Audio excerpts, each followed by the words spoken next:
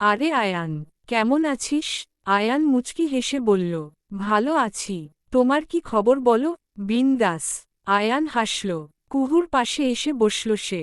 এরপর বলল, তোর ফোন কোথায়? কতবার কল করলাম। কুহু বলে উঠল, দেখেছি আমি। তোর রিসিভ করিসনি কেন? স্বর খানিকটা গম্ভীর হল আয়ানের। কুহু বলল, ইচ্ছা হয়নি তাই। আয়ান ব্যথিত নয়নে তাকালো ওর দিকে। রাইফা সবটা পর্যবেক্ষণ করছে। আয়ানের কুহুর প্রতি অনুভূতি সম্পর্কে সে অবগত। তবে কোনো একটা কারণে সে চায় না আয়ান এই বিষয়টা নিয়ে এগিয়ে যাক। আয়ান যথেষ্ট ভালো একটা ছেলে। এমন নয় যে কুহু খারাপ। কুহু অনেক ভালো, তবে তার যে সর্বনাশ হয়েছে সেটা তো সে অস্বীকার করতে পারবে না। এই পাপের ভার তাকে সারাজীবন বয়ে যেতে হবে। আয়ান এখনও আবেগে পড়ে রয়েছে। আবেগ দিয়ে জীবন চলে না। তাই রাইফা খুব করে চায় যেন আয়ান তার সিদ্ধান্ত বদলাক। এতে কুহুরও ভালো হবে, কারণ কুহু নিজেও আয়ানকে সেই স্থানটা দিতে পারবে না। আয়ানকে সে ভাইরূপে মানে এটা রাইফা জানে। আয়ানের আচরণে কুহুর অস্বস্তি ভাবও সে লক্ষ্য করেছে। ও আপু, হু, ভাবনা থেকে বেরিয়ে এলো রাইফা। কি ভাবছ এত? দুলাভাইকে পেয়ে গেছ নাকি? কুহু দুষ্টু হেসে বলল। রাইফা হেসে বলল, ইহো, শখ কত। আমার বাবা ওসব বিয়ে টিয়ের ইচ্ছা নেই। সিঙ্গেল লাইফ, বিন্দাস। আয়ান বলে উঠল, তোমার বিয়ের ব্যবস্থা করছি এবার।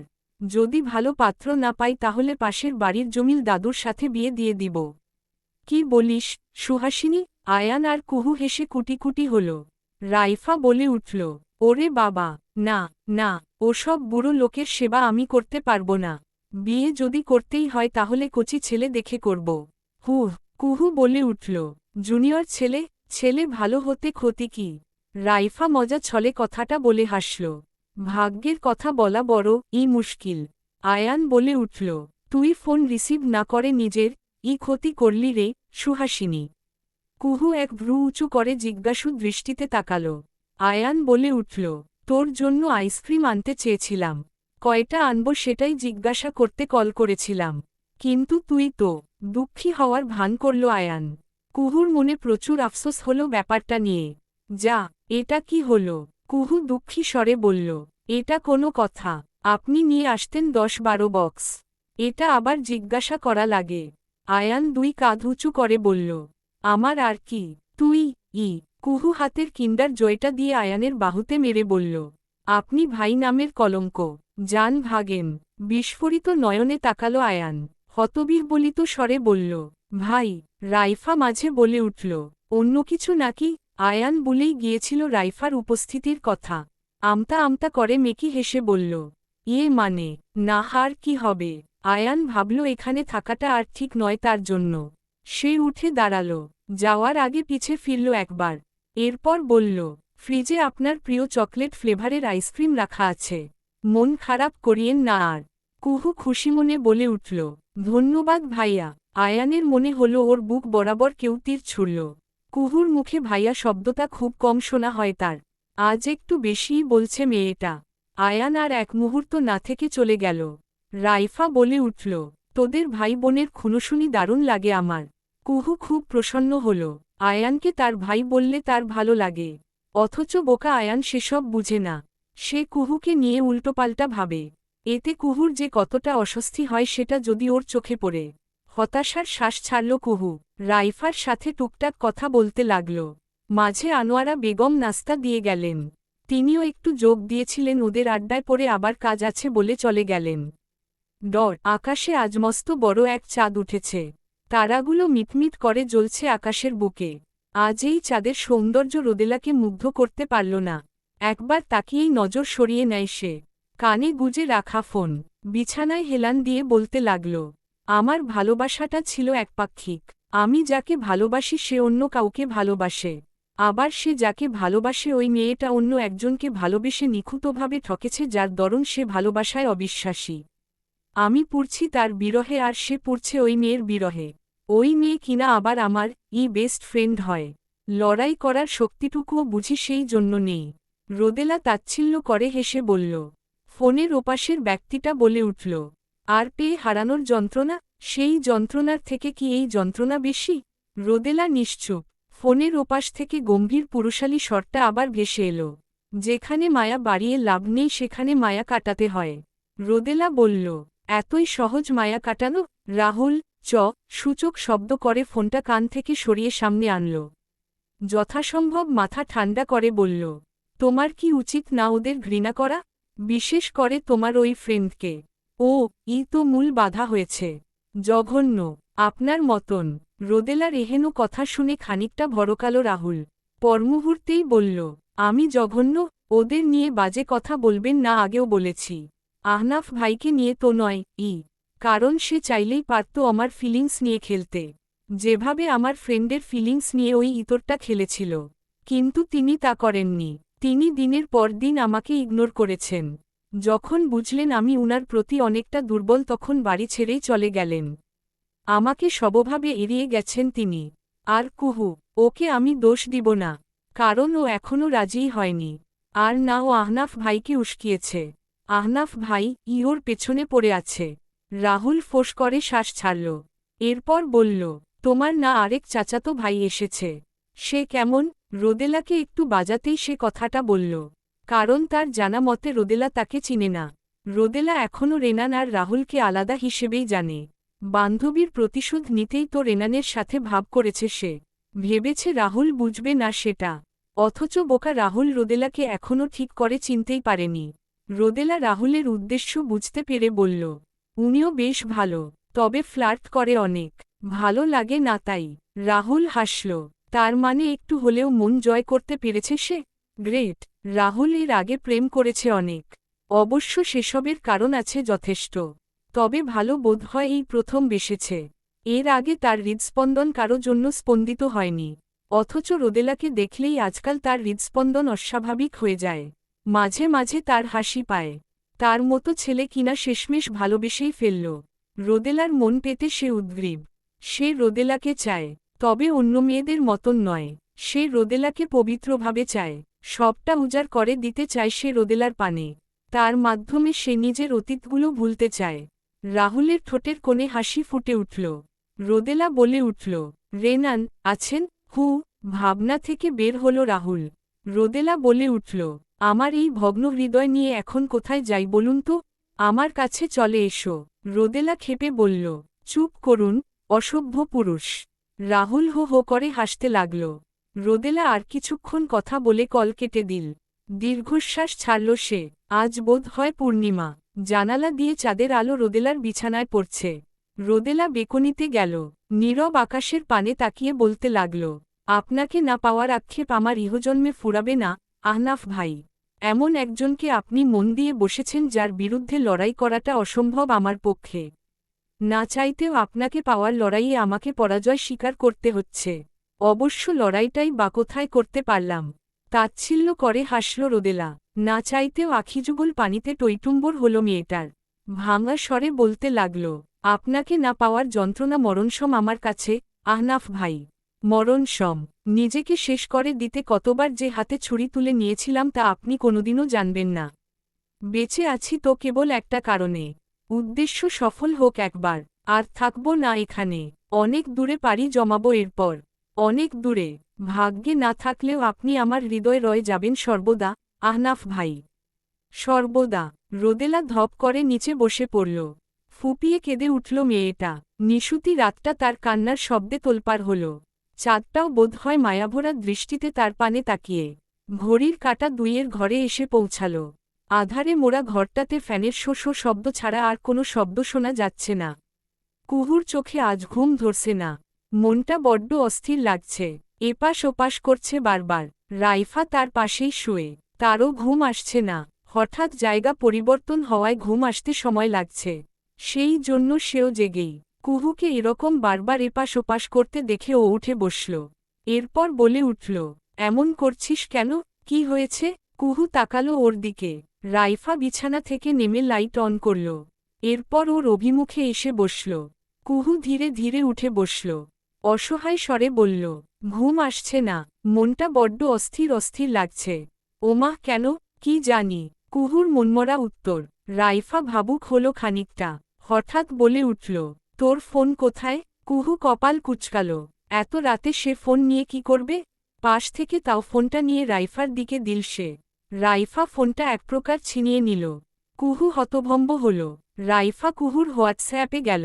আহনাফ খাটাস লেখা নামটা দেখে বিশ্বজয়ের হাসি দিল। কুহু বুঝতে পারছে না রাইফা কি করতে চাইছে।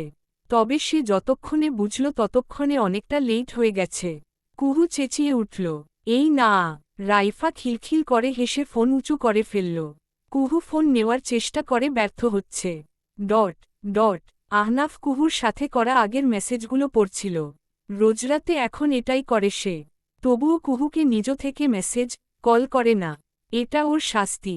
কিন্তু এখন আহনাফ বুঝতে পারছে যে শাস্তিটা আসলে কে পাচ্ছে। তিলে তিলে সে মরছে তিলোত্তমার স্বর না শুনে, তাকে একটাবার না দেখে।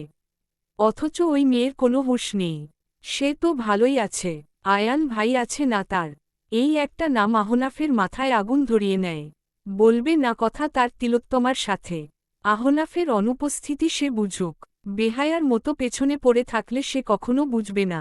তবে আহনাফ একটা জিনিস ভেবে পায় না যে দুনিয়ায় এত মেয়ে থাকতে সবাই তার পেছনেই কেন পড়ে। দুনিয়ায় মেয়ের অভাব। রাহুলও আবার ওকেই ফাঁদে ফেলেছিল। এই ব্যাপারটাও তাকে রাগিয়ে তুলে। আর মেয়ে পেল না। আহনাফের ভাবনার মাঝেই ফোনটা শব্দ করে বেজে উঠল। খানিকটা চমকালো সে, তবে তার চেয়ে বেশি চমকালো নামটা দেখে। তিলোত্তমা, নামটা জলজল করছে। হৃদস্পন্দন অস্বাভাবিক গতিতে চলতে লাগল তার। মনে হচ্ছে যেন স্বপ্ন দেখছে। তিলোত্তমা কল করেছে তাকে। আহনাফের বিশ্বাস হচ্ছে না। এ কেমন অনুভূতি আল্লাহ! আহনাফের চেহারা খুশিতে ঝলমল করে উঠল। রিসিভ করল সঙ্গে সঙ্গে। নিজেকে যথাসম্ভব গম্ভীর রাখার চেষ্টা করল। রাশভারী স্বরে বলল, হ্যালো। কুহুর ভেতরটা মোচড় দিয়ে উঠল এতদিন পর পরিচিত কণ্ঠস্বরটা শুনে। রাইফা ফোনটা ওর হাতে দিয়ে মুখে হাত চেপে হাসতে লাগল। কুহু ভাবল কলটা কেটে দিবে কিন্তু রাইফা হাসির মাঝেই চোখ রাঙাল ওকে। দিশেহারা হল মেয়েটা। এদিকে আহনাফ কারো আওয়াজ না পেয়ে আবার বলল, হ্যালো তিলোত্তমা। কুহুর অস্থির মনটা শান্ত হল বুঝি এবার। আহ, তিলোত্তমা! কতগুলো দিন পর শুনল নামটা। মনের ভেতর শান্তির স্রোতধারা বয়ে গেল তার। রাইফার দিকে নজর যেতেই দেখল ভ্রু নাচিয়ে দুষ্টু হাসছে। কুহু আর এক মুহূর্ত দাঁড়াল না এখানে। বিছানা থেকে সাবধানে নামল। এরপর দ্রুতকদমে রুম থেকে বেরিয়ে গেল। রাইফা হো হো করে হেসে ফেলল তা দেখে। সে ঠিক ধরেছে কুহু আহনাফকে পছন্দ করে। সেও খুব করে চায় আহনাফের সাথে তার মিল হোক। কুহুর কাছে আজ সারাদিন সে আহনাফের সম্পর্কে শুনেছে। শুনে যতদূর সে বুঝেছে, ছেলেটা খারাপ নয়। তাহলে আর অসুবিধা কোথায়? আয়ানেরও একটা ব্যবস্থা করা উচিত এবার। কুহুর ধ্যান ছাড়ানো উচিত ওর মাথা থেকে। রাইফা শুয়ে শুয়ে ভাবতে লাগল কি করা যায়। দাড়ি। কুহু এই মাঝরাতে পা টিপে টিপে ছাদে এসেছে। ঘরে কথা বলাই যাবে না। ধরা পড়ে যাওয়ার সম্ভাবনা অনেক, তাই ছাদে চলে এসেছে। ছাদে এসে স্বস্তির শ্বাস ছাড়ল সে। ঝিঝি পোকার শব্দ শোনা যাচ্ছে। চাঁদের আলোয় পুরো শহর আজ আলোকিত। সবটা স্পষ্ট দেখতে পাচ্ছে কুহু। মনটা প্রসন্ন হল খুব। ফোনের দিকে তাকালো সে। আহনাফ এখনও লাইনেই আছে। ভেতর টিপটিপ করছে কুহুর। কানের কাছে ফোনটা নিয়ে কাপা কাপা স্বরে বলল, হ্যালো। আহনাফ চোখ বুজে ফেলল। আহ! স্বর শুনেই এত শান্তি লাগছে তার। এই মেয়েটাকে কাছে পেলে না জানি কি হবে।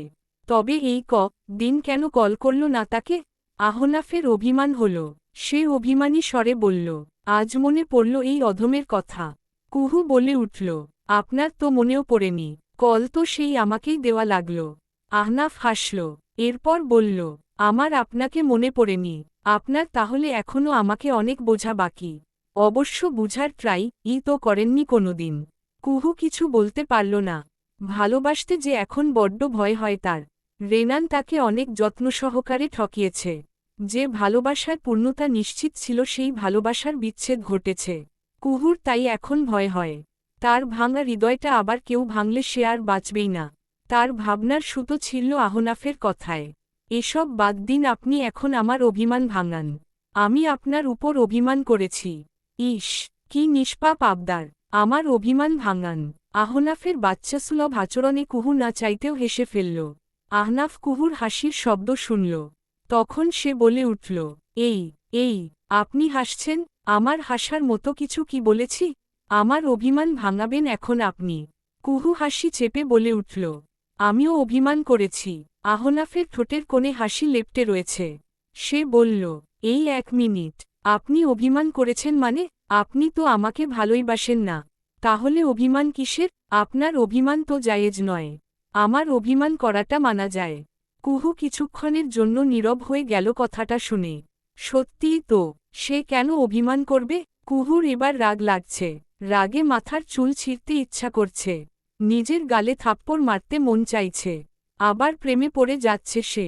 ভেতরের সত্তাটা বিদ্রূপ করে বলে উঠল, একবার ঠকেও তোর শিক্ষা হলো না। যা আবার প্রেমে পড়। আবার যখন ঠকবি তখন বুঝবি। কুহু ঠোঁট কামড়ে ধরল। মনের মাঝে রাইফার সকালে বলা কথাটা বেজে উঠল, মনকে জোর করিস না। যেটা হচ্ছে হতে দে। জোর করে হ্যাকে না করিস না। কুহু কি আরেকবার ঝুঁকি নিবে? ওইদিকে আহনাফ হ্যালো হ্যালো করছে। কুহু হুশে ফিরল যেন। হু হু হু কি? আমার একটা কথাও কি আপনি শোনেননি নাকি? কি করছেন আপনি? আহনাফ রাগ অভিমান করলেই আপনি আপনি করে কথা বলে। কুহুর আহনাফের এই জিনিসটা বড্ড ভাল লাগে। সে হঠাৎ বলে উঠল, আচ্ছা একটা কথা বলবো? 1000টা বলুন। আহনাফের উত্তরে মুচকি হাসল কুহু। এরপর বলল, আমাকে ভালোবাসার কারণ বলেন। আমি শুনতে চাই। আহনাফ কপাল কুচকে টুচকে বলল, কারণ? ভালোবাসতে কারণ লাগে? জানা ছিল না তো। মজা করবেন না একদম। আহনাফ দীর্ঘশ্বাস ছেড়ে বলল, ভালোবাসতে কারণ লাগে না, ম্যাডাম। উহু, কিছু তো আছে যার জন্য পেছনে পড়ে আছেন। আহনাফ এই প্রশ্নটার উত্তর খুঁজে পায় না। কুহুকে প্রথম যেদিন ভার্সিটিতে দেখেছিল তখন কিছু একটা হয়েছিল তার হৃদয়ে। কুহুর সিক্ত আঁখি তাকে বিমুগ্ধ করেছিল। ওই ভাষা ভাষা নয়নে তাকিয়ে ভুলে বসেছিল সবটা। কেন এমন হয়েছিল সে জানে না। শুধু জানে এই মেয়েকে তার চাই। কুহু তারা দিল তাকে। বলছেন না কেন? তোমাতে শান্তি খুঁজে পাই আমি, তিলোত্তমা। এর কারণ আমার নিজের অজানা। তোমার চোখে তাকালে আমার হৃদ হয়েছে, হয়েছে। আমি তেল কম খাই। সো তেল দিবেন না। আচ্ছা আপনি কি আমার সাথে প্রেম করতে চাইছেন নাকি ভালোবাসতে? আহনাফ হাসল। এরপর বলল, প্রেমের জালে ফেলে ভালোবেসে বিয়ে করে বাচ্চার মা বানাতে চাই। কিন্তু আমি তো কোনোদিন মা হতে পারব না। আহনাফ জিহ্বে কামড় দিল। নিজের উপর রাগ হল তার। ব্যাপারটা বুঝে বলা উচিত ছিল। কুহুর মনটা বিষাদে ছেয়ে গেল আবার। আহনাফ নিজেকে গালিগালাজ করে শান্ত হয়ে বলল, আমাকে পালবে? আমিও বাচ্চার থেকে কম কিসের? তোমার দামরা খাটাস বেবি। সুন্দর না? কুহু ফিক করে হেসে ফেলল। আহনাফ যেন স্বস্তি পেল। কুহু অমন সময় বলল, আমার ভাঙা হৃদয় আপনার হাতে তুলে দিলে আপনি তা ঠিক করে দিতে পারবেন, আহনাফ? আহনাফ চমকে উঠল যেন। তিলোত্তমা তাকে আহনাফ ডাকল? তার হৃদয় দিতে চাইছে। আহনাফের খুশিতে লুঙ্গি ডান্স দিতে মন চাইল। তবে সে নিজেকে সামলে বলল, ঠিক মানে, একদম সুপার গ্লু। না, না, আহনাফের স্পেশাল পিরিতের গ্লু দিয়ে ঠিক করে দিব। একটাবার আমার কাছে দিয়েই দেখো না কতটা যত্ন, কতটা ভালোবেসে মুড়িয়ে রাখি। কুহুর চোখ আচমকা ছলছল করে উঠল। নিজের হৃদয়কে আর মানাতে পারছে না সে। যা হওয়ার হবে এবার। আল্লাহ উপর ছেড়ে দিবে এবার সে। আহনাফ খানিকটা আমতা আমতা করে বলে উঠল, হবে আমার? তোমার ভগ্ন হৃদয় ঠিক করার সুযোগ দেবে কি? কুহুর গাল বেয়ে উষ্ণ তরল গড়িয়ে পড়ল। বলে উঠল, দিব। তবে এবার ঠকলে আমি আর বাঁচব না, আহনাফ। নিজেকে আর স্বাভাবিক করতে পারব না আমি। আহনাফ দৃঢ় গলায় বলে উঠল, তোমার হৃদয় ভাঙার সাধ্য আমার নেই, তিলোত্তমা। যে পর্যন্ত বেঁচে আছি আমার হৃদয় শুধু তোমার নামেই স্পন্দিত হবে। মৃত্যুর আগ অবধি। ধুরো বা সামসামনি বললে ভালো হতো। আচ্ছা তিলোত্তমা আমি এক্ষুনি আসছি। ফোনে ভাল লাগছে না। তুমি দাঁড়াও। হ্যাঁ, আমি আসছি, তিলোত্তমা। কুহুকে কিছু বলতে না দিয়েই আহনাফ কল কেটে দিল। কুহু হতভম্ব হল। এ পাগল নাকি? পরক্ষণেই হেসে ফেলল সে। হঠাৎ পেছনে দিকে ফিরতেই আত্মাটা লাফিয়ে উঠল তার। আয়ান। চাঁদের সোনালি আলোয় কুহু স্পষ্ট তার চোখে পানি দেখতে পেল। ব্যথাতুর দৃষ্টিতে তার দিকে তাকিয়ে ছেলেটা। সূর্যের প্রখর তাপে চারদিক আজ উত্তপ্ত। ভ্যাপসা গরমে সকলেই অস্থির হয়ে উঠেছে। এই উত্তপ্ত রোদের মাঝে রাস্তায় হাঁটছে কুহু। হঠাৎ তার আজ বাঙ্গির ভার্সিটির কথা মনে পড়েছে। এই সমস্যা ওই সমস্যা হতেই থাকে তার জীবনে। ভার্সিটি যায় না কতদিন আজ। তবে এখন মনে হচ্ছে বড্ড ভুল সিদ্ধান্ত নিয়েছে সে। এই রোদে কোন ছাগলে ভার্সিটি যায়? ভেতর থেকে উত্তর এলো, তোর মতো ছাগল থাকতে আবার কে? কুহু শাসালো তাকে। নিজের সাথে তর্ক বিতর্ক করতে করতেই সে বাস স্ট্যান্ডে এসে দাঁড়াল। হঠাৎ নিজের কানের কাছে কারো তপ্ত শ্বাস অনুভব করল। শরীরটা শিরশির করে উঠল তার। শোনা গেল এক অভিমানী পুরুষালী স্বর। রাতে আসলে না কেন, অপেক্ষা করছিলাম তো। পরিচিত স্বর শুনে স্বস্তি পেল কুহু। পেছনে ঘুরে তাকাতেই আহনাফের চাপদারি ভরা গালের সাথে তার গাল অল্প ধাক্কা খেল। আহনাফের দাড়ির সাথে ঘষা লাগতেই কুহু চোখ খিচে ফেলল। আহনাফ হাসল তা দেখে। কুহু গালে হাত দিয়ে বলল, দাড়ি তো না, যেন বাসন মাজার ধারালো মাজন। আপনার দাড়ির সাথে ঘষা দিলে মনে হয় কালিওয়ালা পাতিলের কালিও উঠে যাবে। বাবা গো! কুহুর কথা শুনে আহনাফ হো হো করে হেসে ফেলল। এরপর বলল, তোমার পছন্দ না এই দাড়ি? কুহু বলে উঠল, ছিলা মুরগিও পছন্দ না আপনার? যেমন আছেন এতেই বেশ লাগে। এভাবেই থাকুন, তবে দূরে থাকবেন। আহনাফ বলে উঠল, গরম প্রচুর, গাড়িতে চলো, ওখানে কথা হবে। কুহু কপাল কুঁচকে বলল, আপনার গাড়িতে কেন যেতে যাব? আজব তো! আহনাফ অবাক হল যেন ওর এমন কথায়। পরক্ষণেই বলে উঠল, আমার গাড়িতে যাবে না তো কার গাড়িতে যাবে? তেরামি না করে গাড়িতে উঠো তিলোত্তমা। কুহু কিছু বলতে নিলে আহনাফ তাকে আটকে গম্ভীর স্বরে বলে উঠল, আজ থেকে আমার সাথে ভার্সিটি যাবে। বাসে যাবে না আর। এই ব্যাপারে আমি আর কিছু শুনতে চাই না। কুহু চুপসে গেল। আহনাফ বলে উঠল, নিজ থেকে যাবে নাকি কোলে করে নিয়ে যাব? কুহু ফোঁস করে শ্বাস ছেড়ে আহনাফের গাড়ির দিকে হাঁটা ধরল। আহনাফের ঠোঁটের কোণে হাসি ফুটে উঠল। পেছনে পেছনে সেও এলো। ড্রাইভিং সিটে বসল সে। কুহু পাশেই বসে। আহনাফ গাড়ি স্টার্ট করল। কুহুর দিকে একপল তাকালো সে। বড্ড মনমরা লাগছে তাকে। কাল রাতে যখন আহনাফ এলো, কুহুকে কল করল, কুহু রিসিভ করল না। আহনাফ অনেকক্ষণ দাঁড়িয়ে থেকে হতাশ হয়ে ফিরে যায়। সাথে রাগও হয় প্রচুর। পরে ভাবল হয়তো ঘুমিয়ে গেছে। আহনাফ বলে উঠল, মন খারাপ কেন ম্যাডামের জানতে পারি? কুহু মলিন হেসে কোলের উপর ব্যাগটাকে একটু জড়িয়ে ধরে বলল, মন খারাপ না, আমার চেহারাই এমন। আহনাফ এক হাতে স্টিয়ারিং ঘুরিয়ে বলল, মিথ্যা কথা আমার পছন্দ না তিলোত্তমা। জীবনে যাই হয়ে যাক না কেন মিথ্যা বলো না আমাকে। মিথ্যা আমি সহ্য করতে পারি না। এখন বলো কি হয়েছে? কালকে রাতে এলে না যে? রাতের কথা বলতেই কুহুর মুখটা আবার ছোট্ট হয়ে গেল। মাথাটা সিটে এলিয়ে দিল। আয়ানের করা আহাজারিগুলো তার কানে এখনো বাজছে। দাড়ি, দাড়ি, আমার সাথে এমন করিস না সুহাসিনী। আমি তোকে ছাড়া বাঁচব না রে। আয়ান কুহুর হাত নিজের মুঠোয় নিয়ে ভাঙা স্বরে বলল। কুহু বুঝতে পারছে না কি বলা উচিত তার। হঠাৎ আয়ানকে দেখে সে এমনিতেই চমকে গেছে এখন আবার। সুহাসিনী, এই সুহাসিনী, আমি তো তোকে ভালোবাসি। আমার ভালোবাসা এভাবে প্রত্যাখ্যান করতে পারিস না তুই। তুই বল না তোর কেমন ছেলে পছন্দ। আমি সেরকম হয়ে যাব। যা বলবি তাই করব, বিশ্বাস কর। তুই শুধু একবার বল। কুহুর আয়ানের হাতের মুঠো থেকে নিজের হাতটা ছাড়িয়ে নিল। আয়ান হতভম্ব হয়ে তাকালো সেদিকে। আয়ান আবার ওর হাতটা নিজের মুঠোয় নিয়ে বলে উঠল, এমন করিস না সুহাসিনী, আমি তো তোকে ভালোবাসি। ওই আহনাফ কি তোকে আমার চেয়ে বেশি ভালোবাসে? কুহু বলে উঠল, এসব বলবেন না ভাইয়া, আমার অস্বস্তি হয়। তাছাড়া আপনাকে। কি আমাকে? আয়ান কুহুর গালের এক পাশে হাত রেখে বলল, সুহাসিনী, লক্ষ্মীটি আমার, এমন করিস না আমার সাথে। তোকে অন্য কারো সাথে দেখার যন্ত্রণা যে আমি সহ্য করতে পারব না। এত বড় শাস্তি দিস না আমাকে। আয়ানের গাল বেয়ে জল পড়তে লাগল। চাঁদের সোনালি আলোয় কুহু তা ঠিক দেখতে পেল। কিন্তু এখানে তার কি করার? ভালোবাসা কি আদেও জোর করে হয়? ভালোবাসা হুট করেই হয়ে যায়। আয়ানকে নিয়ে সে কখনো ওসব ভাবেনি। আয়ানের তার প্রতি দুর্বলতা সম্পর্কে সে জানত। তাই তো সবসময় ইগনোর করতে চাইত। কুহুর ভাবনার মাঝেই আয়ান ভাঙা স্বরে বলে উঠল, আমি সইতে পারব না রে। এমন করিস না সুহাসিনী। কুহু জিও দিয়ে ঠোঁট ভেজাল। এরপর আয়ানের হাতটা শক্ত করে ধরল। বলল, ভালোবাসা অনেক অদ্ভুত একটা জিনিস ভাইয়া। এটা যখন তখন হয়ে যায়। জোর করে ভালো। কি জোর করে?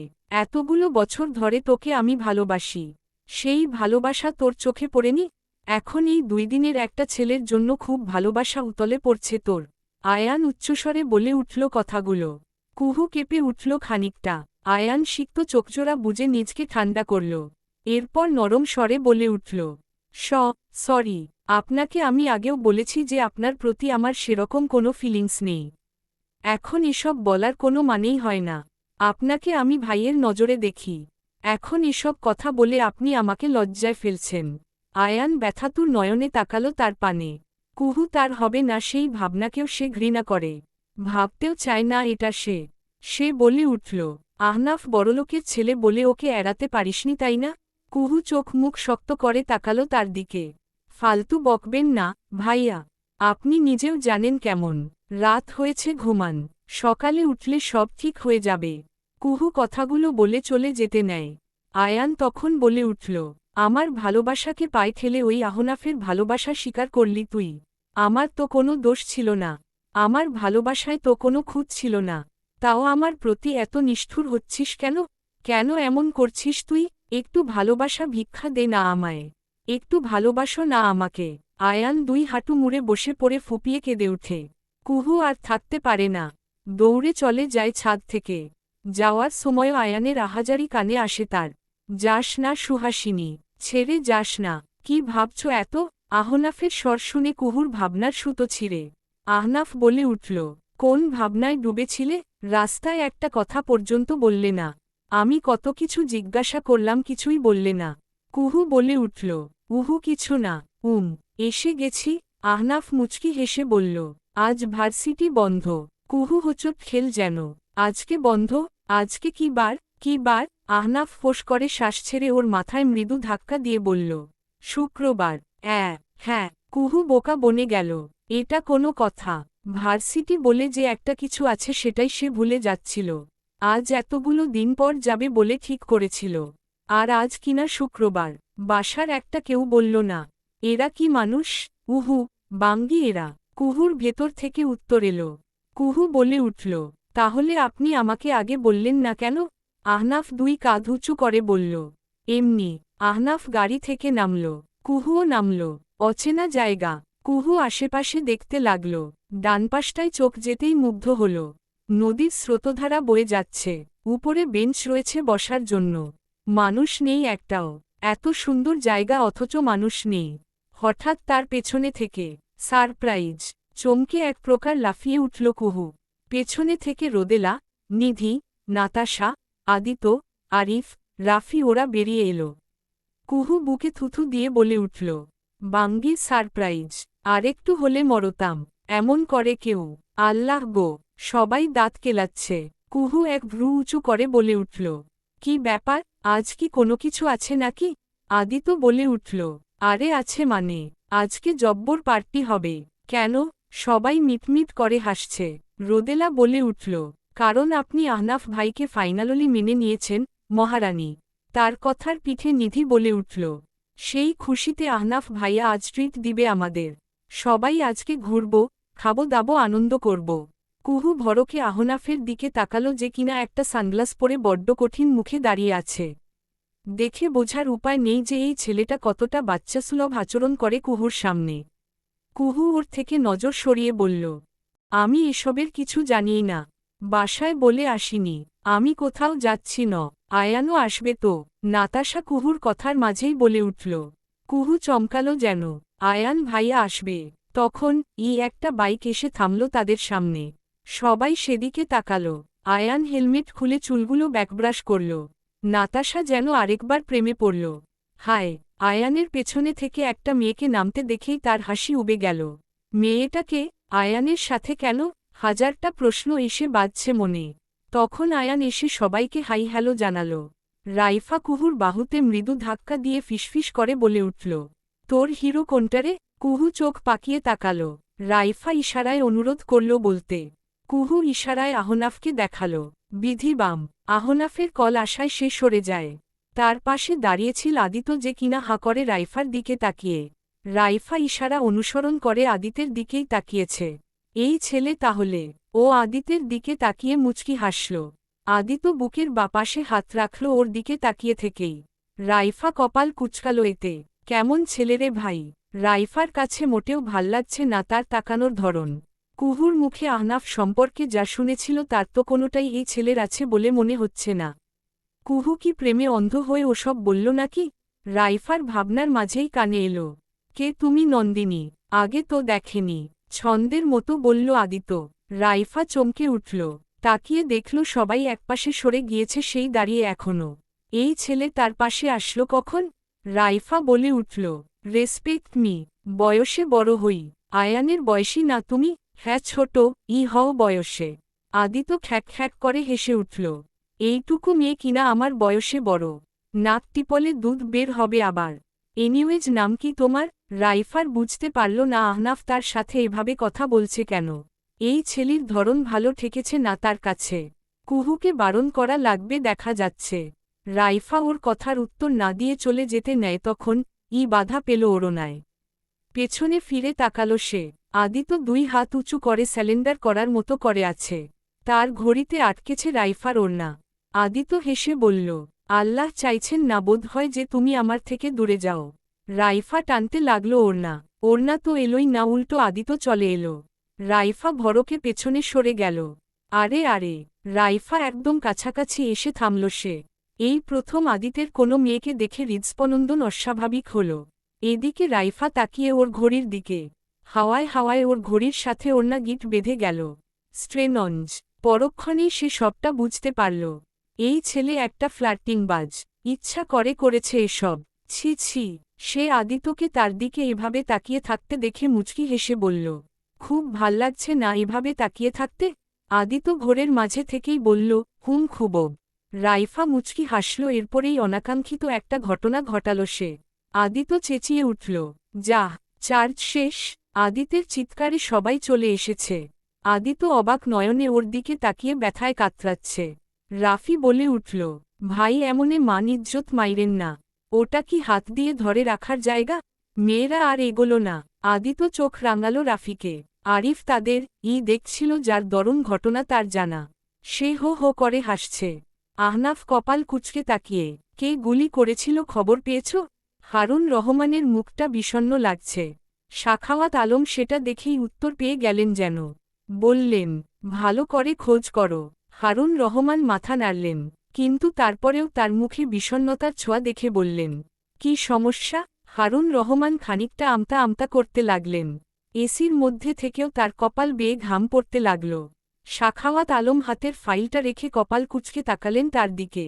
কি হয়েছে দ্রুত বলো সেটা। এমন আমতা আমতা করছো কেন? হারুন রহমান পকেট থেকে রুমাল বের করে কপালের ঘাম মুছতে লাগলেন। এরপর আমতা আমতা করেই বললেন, আহনাফ শাহরিয়ারের গার্লফ্রেন্ডকে জানা গেছে স্যার। সাখাওয়াত আলমের মুখটা খুশিতে ঝলমল করে উঠল।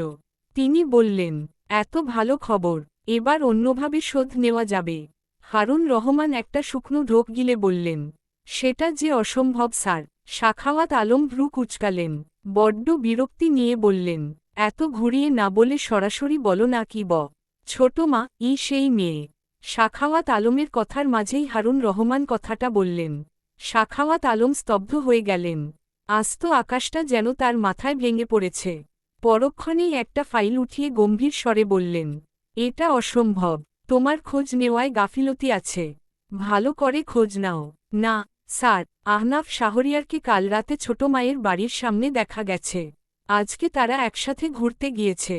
সাখাওয়াত আলম ক্ষোভে হাতের ফাইলটা দূরে ছুঁড়ে মারলেন। হারুন রহমান জানতেন এমন কিছুই হবে। ভদ্রলোক হাতের ছাতাটা খুলে মিলে নিজেকে আড়াল করলেন। কারণ এই খবর দেওয়ার জন্য এখন তার উপর টেবিলের সব ফাইল ছুঁড়ে মারা হবে এটা তিনি জানেন। বিগত দিন থেকে এমন হয়ে আসছে। সাখাওয়াত আলমের অপছন্দের খবর আনলে এমন হয়। এখনও সাখাওয়াত আলম তার দিকে ফাইলপত্র ছুঁড়ে মারছেন আর জোরে জোরে গর্জন করছেন। হারুন রহমান শক্ত করে ছাতা চেপে ধরে রেখেছেন আর বলছেন, স্যার শান্ত হন, এখনও সময়। ওরি বাবা! স্যার এখনও সময় আছে। ছোটমাকে সঠিক পথে আনতে হবে। তাকে জানাতে হবে যে শাহরিয়ার বংশটাই আপনার শত্রু। সাখাওয়াত আলম সর্বশেষ ফাইলটা ছুঁড়ে মেরে জোরে জোরে শ্বাস নিতে লাগলেন। ধপ করে চেয়ারে বসে পড়লেন। পরিস্থিতি স্বাভাবিক হয়েছে দেখে তিনি ছাতাটা বন্ধ করলেন। সাখাওয়াত আলমের চোখে মুখে আগুন। রাগে শরীর কাঁপছে ভদ্রলোকের। দুনিয়ায় ছেলের অভাব ছিল যে এই হতচ্ছাড়ার সাথে প্রেম করতে গেল। শাহরিয়ার বংশের দিকেই ওর নজর যায় কেন আমি বুঝি না। রেনানের সাথে প্রেম করে শিক্ষা হয়নি ওর? রাগে মিশ্রিত স্বরে চেঁচিয়ে বললেন কথাগুলো। হারুন রহমান মিনমিন স্বরে বললেন, ছোট মাকে বুঝিয়ে বললে সে বুঝবে। স্যার। সাখাওয়াত আলম রাগে চোখে অন্ধকার দেখছেন। মেয়ের উপর রাগ লাগছে তার। সে জানেও না হয়তো এর জন্য তাকে কতটা পস্তাতে হতে পারে। আহনাফের থেকে দূরে না সরলে তার জীবনের ঝুঁকিই বাড়বে। নির্বোধ মেয়ে, আর ছেলে পেল না। আর আহনাফের পেছনে তো কম মেয়ে ঘুরে না। নিশ্চয়ই সে বুঝে গিয়েছে যে কুহু তার মেয়ে। তার মানে উইদিন আহনাফ গুলি করিয়েছিল। সাখাওয়াত আলমের রাগ এবার ভয় পরিণত হল। পিতৃত্ববোধ জেগে উঠল। মেয়ে হারানোর ভয় জেকে ধরল তাকে। তার উপর প্রতিশোধ নিতে গিয়ে যদি মেয়েটার ক্ষতি করে দেয়। রেনানের থেকে সেবার মরতে মরতে বেঁচেছে। এখন যদি কিছু একটা হয়ে যায়। ওদের উপর নজর রাখো। বেশি করে লোক লাগাও। আমার মেয়ের যেন কোনো ক্ষতি না হয়। হারুন, আজ রাতেই আমি ওর সাথে কথা বলবো। এখন তুমি ওদের উপর নজর রাখতে বেশি করে লোক পাঠাও। হারুন রহমান মাথা নেড়ে চলে গেলেন। সাখাওয়াত আলম চোখ বুজে হেলান দিলেন চেয়ারে।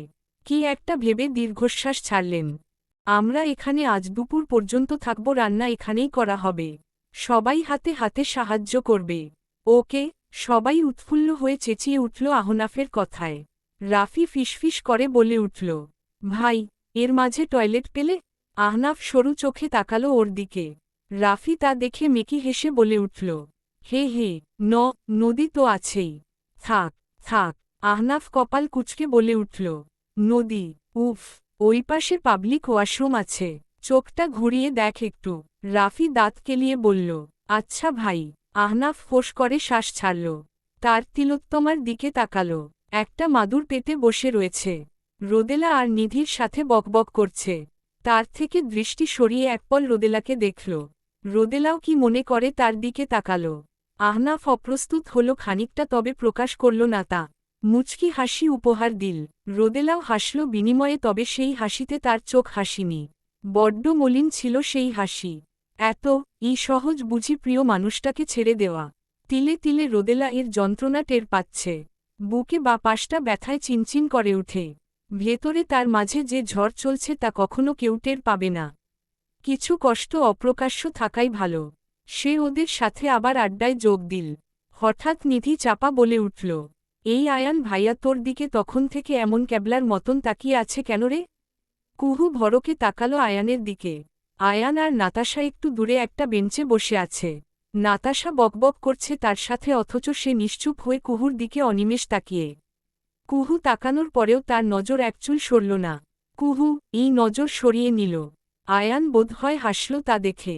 নাতাশা আয়ানের বাহুতে মৃদু ধাক্কা দিয়ে বলল, এই হাসছ কেন তুমি? আয়ান সামনের নদীর দিকে তাকিয়ে বলল, কিছু না। বলো তুমি কি বলছিলে? তাদের সম্পর্ক এখন তুমিতে এসে ঠেকেছে। তবে নাতাশা জানে সে আয়ানের বন্ধু হতে পেরেছে শুধু। ভালোবাসার মানুষও হয়ে যাবে একদিন। এ তার বিশ্বাস। নাতাশা হঠাৎ কি একটা ভেবে বলল, আচ্ছা তুমি যদি কোনোদিন কুহুকে না পাও তাহলে কি করবে? নাতাশা আয়ানকে তাদের এই আয়োজনের আসল কারণ বলেনি। বলেছে সবাই এমনি আনন্দ করবে। আয়ানের ঠোঁটে ফুটল বিষাদপূর্ণ এক হাসি। তবে হঠাৎ সেই হাসি গায়েব হয়ে গেল। চোয়াল শক্ত হয়ে গেল। গাঢ় স্বরে বলল, ছিনিয়ে নিব, তাও অন্য কারো হতে দিব না। নাতাশা খানিকটা ভরকালো। হালকা হেসে নিজেকে স্বাভাবিক রেখে বলল, ধরো যদি না পাও, অন্য কেউ যদি। নিজের জিনিস আগলে রাখতে জানি আমি। আয়ানের গুরুগম্ভীর স্বর। নাতাশা চট করে বলে বসল, কুহু যদি অন্য কাউকে ভালোবাসে? আয়ান কেমন করে যেন তাকালো তার দিকে। আয়ান বেশ বুঝল নাতাশা আহনাফ আর কুহুর সম্পর্কে জানে। তাকে বাজিয়ে দেখছে এখন। আয়ান দৃঢ় স্বরে জবাব দিল, ওদের বিচ্ছেদের দায়িত্ব তাহলে আমার। আয়ান কিছু বলল না। নাতাশা খেয়াল করেছে যে আয়ান আজ একটু বেশিই গম্ভীর। খুব বেশি কথা বলছে না। এখন আবার এসব বলছে। এই আয়ানের সাথে তো তার প্রথম দেখা হয়নি। এই আয়ানকে দেখে তো সে প্রেমে পড়েনি। আয়ান শেষে তার হবে তো? দাড়ি। রাইফার স্কুল থেকে একটা জরুরি কল আসায় সে সাইডে এসে কথা বলছিল। কথা শেষ হতেই পেছনে ঘুরে চমকে উঠল। আদি তো পেছনেই দাঁড়িয়ে। রাইফা বুকে থুথু দিয়ে বলল, আজরাইলের মতো হাজির হয়েছ পুরো। তা এখানে কি? আদি তো বলে উঠল, তোমার গায়ে কিন্তু হেব্বি শক্তি মাইরি। আরেকটুর জন্য আমার বংশগতি বন্ধ করে দিয়েছিলে। রাইফা বিরক্তিতে সূচক শব্দ করল। সে মনে করেছিল এটা আহনাফ। কিন্তু পরে সবাই একে আদিত বলায় তার ভুল ভাঙে। সে যাই হোক, এই ছেলেকে তার মোটেও ভালো লাগেনি। কেমন ফ্লার্ট করছে দেখো। আদিত তখন বলে উঠল, রাইফা। রাইট। রাইফা মুচকি হেসে বলল, রাইফা আপু হবে কথাটা। আদিত হো হো করে হাসতে লাগল। এই পুচকে মেয়ে নাকি আপু হবে তার। আদিত বলে উঠল, নাইস জোকস। সাইজটা দেখেছ নিজের? পুচকে মেয়ে একটা। এই কোন ক্লাসে পড় তুমি? Inter second year. রাইফা হতভম্ব। তার ফেসটা কি এতটাই বাচ্চা বাচ্চা লাগে। পরক্ষণেই দাঁতে দাঁত চেপে বলল, আমি একজন শিক্ষিকা, চাকরি করি আমি। আদিত নাটকীয় ভঙ্গিতে বলল, ওরি বাবা, কত বড় মানুষ। সিনিয়র হওয়ার খুব শখ দেখছি। আরে হো, আশ্চর্য তো। আদিত রাইফাকে ভেঙিয়ে ওর মতো করেই বলল, আরে হো, আশ্চর্য তো। রাইফা রক্তচক্ষু নিক্ষেপ করল। আদিত বুকের বাপাশে হাত দিয়ে আহ শব্দ করে উঠল। রাইফা ভ্রু কুচকাল। আদিত বলে উঠল, তোমার নাম রাইফা না রাইফেল রাখা উচিত ছিল। আহ, মিস রাইফেল। রাইফা মেজাজ বিগড়াল। তার এত সুন্দর নামটাকে এভাবে বলল। সে বলে উঠল, ম্যানারলেস ছেলে কোথাকার। সিনিয়র হই তোমার। সঠিক বয়সে বিয়ে করলে তোমার সন্তান আমার স্টুডেন্ট হতো আজ। কথাটা বলেই হনহন করে চলে গেল রাইফা। আদিত হা করে তাকিয়ে রইল তার যাওয়ার পানে। সঠিক বয়সে বিয়ে করলে মানে? তার সন্তান ওর স্টুডেন্ট। কি অলক্ষণে কথা বলে গেল এটা। আদিতের মাথায় হাত। এরপরেই কুটিল হেসে বলল, আমার সন্তান তোমার স্টুডেন্ট হোক আর যাই হোক, ওর জননী তো তোমাকেই বানাবো মিস রাইফেল। কিছুক্ষণের মাঝে আরিফ বড় বড় পাতিল আর রান্নার প্রয়োজনীয় সামগ্রী নিয়ে হাজির হল। হই হুল্লোড় বেঁধে গেল। এরকম একটা পিকনিকের শখ কুহুর ছোটবেলা থেকে ছিল। সামনে একটা স্নিগ্ধ নদী থাকবে, হালকা বাতাস বয়ে যাবে। রৌদ্রোজ্জ্বল আকাশটা হঠাৎ করেই গুম মেরে গিয়েছে। সবাই একটু ভয় পেল যদি বৃষ্টি আসে। তখন আহনাফ সবাইকে বলল যে তেরপল আছে, সমস্যা নেই। খুশি আর দেখে কে? আহনাফ না জেনেই কুহুর একটা ইচ্ছা পূরণ করে ফেলেছে। কুহু আহনাফকে ধন্যবাদ বলবে এজন্য।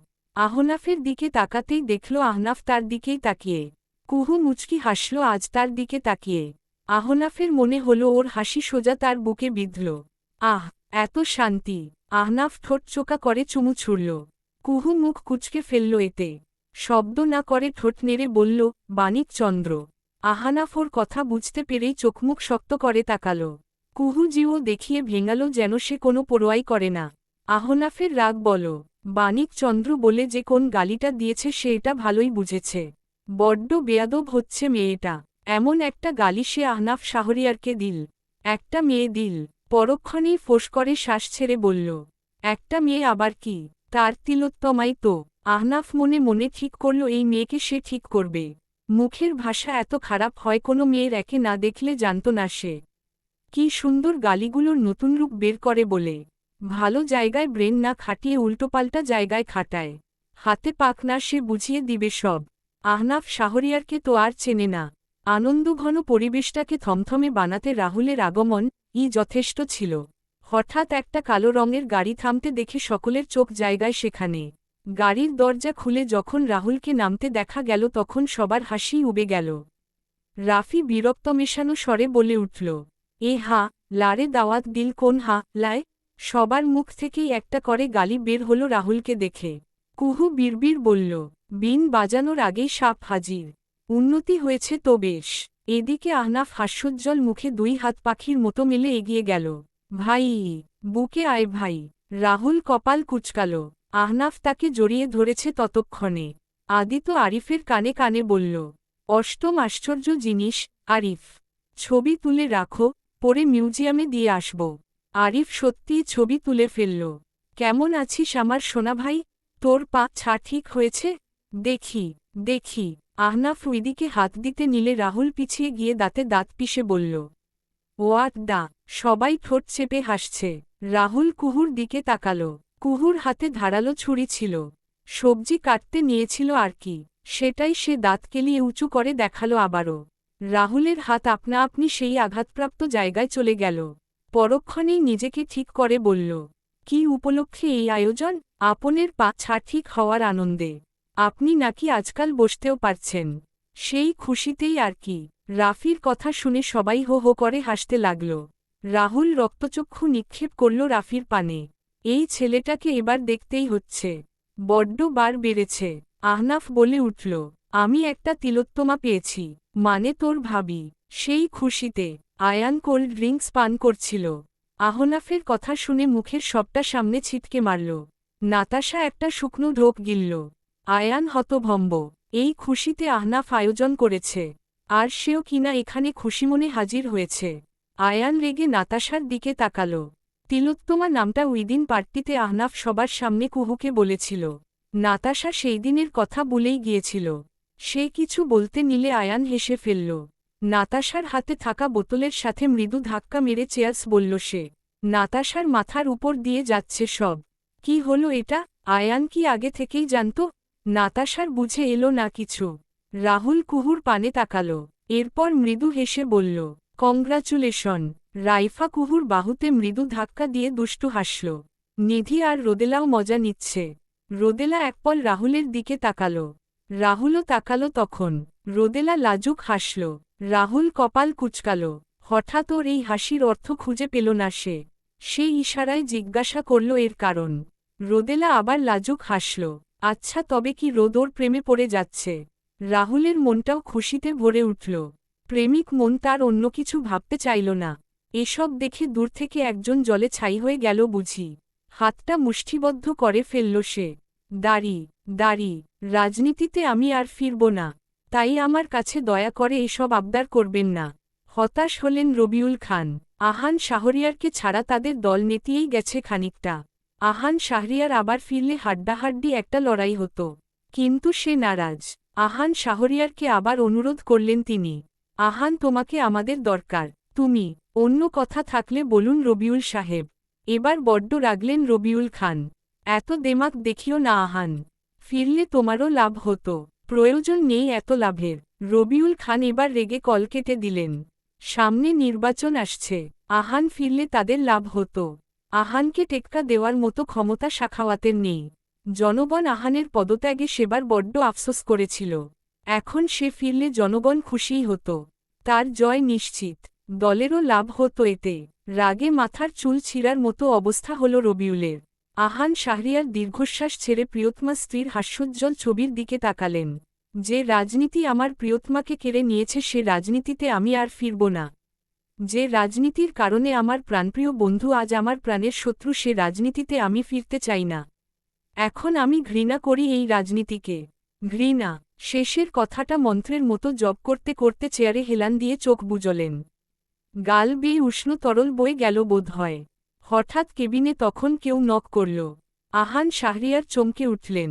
হাতের পিঠে চোখ মুছে নিজেকে স্বাভাবিক করলেন। এরপর গম্ভীর স্বরে বললেন, কাম ইন। দরজা ঠেলে তখন যে প্রবেশ তাকে দেখে আহান শাহরিয়ার থম মেরে রইলেন কিছুক্ষণ। এখন এখানে বোধহয় সে তাকে আশা করেনি। সে যে আবার তার কেবিনে কোনোদিন আসতে পারে এটাই বোধহয় তার কাছে নিছক স্বপ্ন বই আর কিছু না।